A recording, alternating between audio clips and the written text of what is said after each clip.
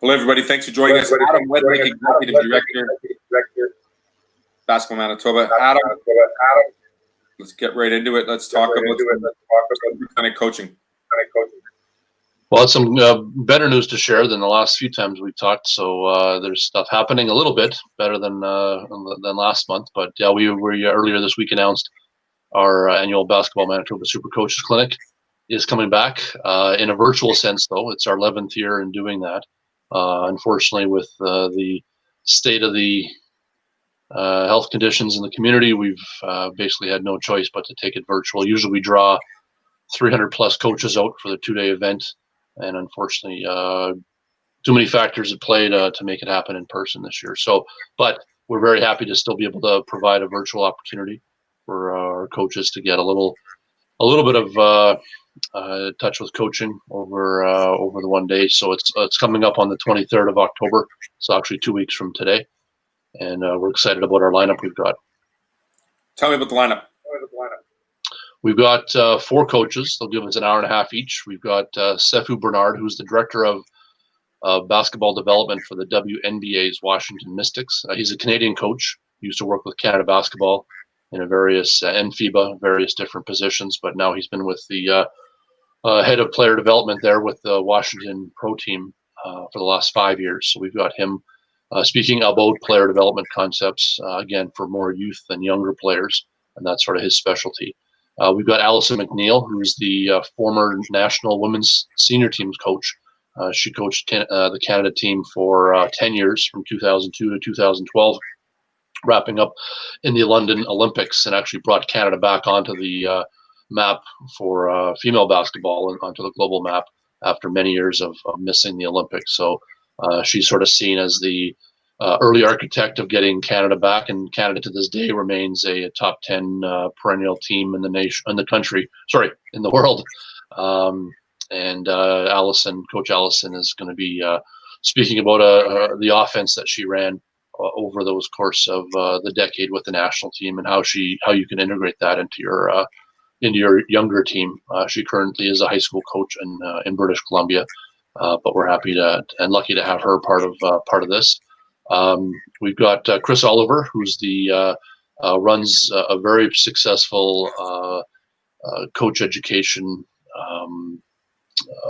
company called Basketball Immersion, and he used to coach at the University of Windsor in Ontario, and probably for the last 5 years now he's been branching out worldwide with this basketball immersion concept. So again, it's very youth-oriented introduction to coaching, but he's been really successful in what he's doing. And we've actually he was going to be one of our in-person coaches here with the Super Clinic until all the pandemic changed our plans, along with Coach Bernard, the first person I mentioned. They were both going to be our in-person headliners, so we're lucky to still get them a bit of their time. And then to wrap it up for the day is Roy Rana, who again is a longtime coach in Canada. He was recently at the University of Ryerson, but now he's an assistant coach with the NBA Sacramento Kings, and has been for I believe the last 3 or 4 years. He did actually he coached Canada to a gold medal for the Canadian junior team, which was the very first junior medal championship team that Canada's ever had in 2017. RJ Barrett, who's with the New York Knicks now, was just in his coming out moment, I guess, to the world, and that really put Canada on the stage at that level of the game. So Roy was the coach behind all that. So again, with those 4, if we were to have one of those with us, would have been great. But we're very lucky to be able to get their time, and again, it's a virtual experience, but I think our coaches will really benefit from that. It's only $20 to join for the day. Everything's on our website to find out how to sign up. You beat me to it, so I'm glad you got all those credentials and whatnot. Adam, so October 23rd, 1 day on the website. Sounds like a great setup. Yep, very excited to have it. Let's talk about some of the other coaching classes that are happening here with some of the Manitoba crew. Fill us in on some details on how to get involved there. Sure. On our website as well. This is a unique time for any sport out there, and would be very similar to what I just mentioned about our super clinic, but there's a number of NCCP coaches clinics that are coming up that are offered by Sport Manitoba that we would encourage any coach to get involved with. Really, it starts from the basics right up through to the highest level. And Coaching Manitoba, or now they're called Sport Manitoba Coaching, is the one who coordinate those. And so really any coach out there that's looking to take a little bit of this time, we're still in a bit of a downtime here with coaching normally with our sport. Normally this would be quite a busy time of year with tournaments and leagues already up and running at all levels. So head to our website, basketballmanitoba.ca, and you'll be able to find all those details and get signed up and take advantage of this downtime and come up better on the other end with a little bit more in your toolbox as a coach. Absolutely. There's no better time, especially during a downtime, to make sure you get a little bit more education, a little more tools, like you said, on the belt, but more importantly, maintain that certification as well to give that top level coaching to these young athletes. Speaking about these young athletes, there are a numerous number of clinics going on all over Winnipeg, all different programs, all different associations, not so much through the schools, but through private programs. Let's talk about some of them that are going on right now and for the age groups that are available.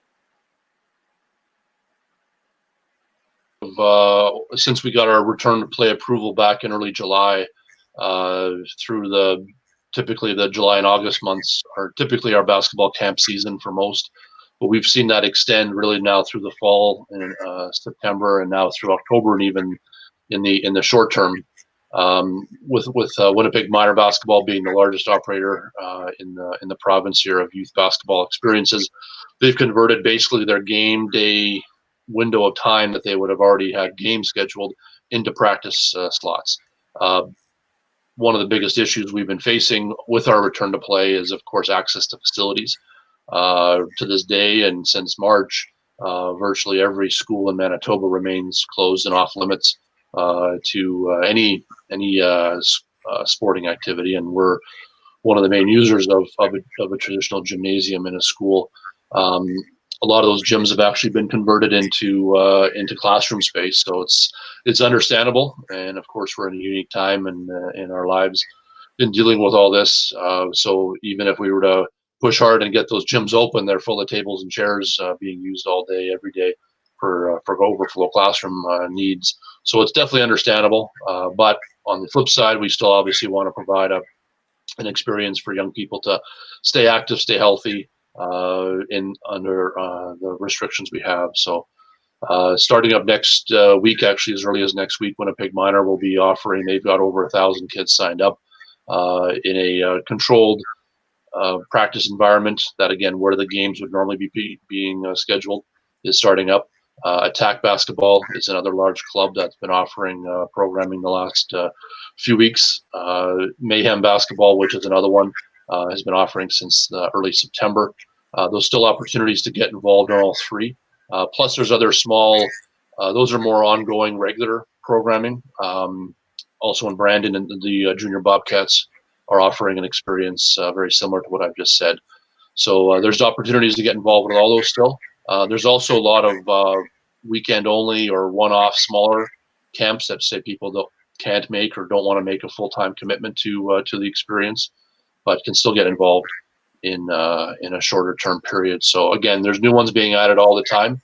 Our website, again, for everything is the best source to find details, or follow us on social media. As soon as we get information like that, we post it regularly to keep people in the community up to date. Speaking of keeping everything up to date, this obviously the guidelines, restrictions are so fluid still. They change daily, they change weekly. You've mentioned that a lot of the school gymnasiums are being used for extra classrooms, extra space. What other decisions have been made for this fall and then coming to the winter for programming when it comes to, will there be high school basketball? Will there be opportunities to use this facility later on? Have there been decisions, or will be ongoing discussions to see whether or not we will see some form of a season for some of these players?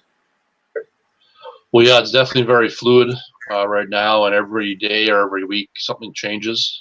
Sometimes a step forward, sometimes it's two steps back.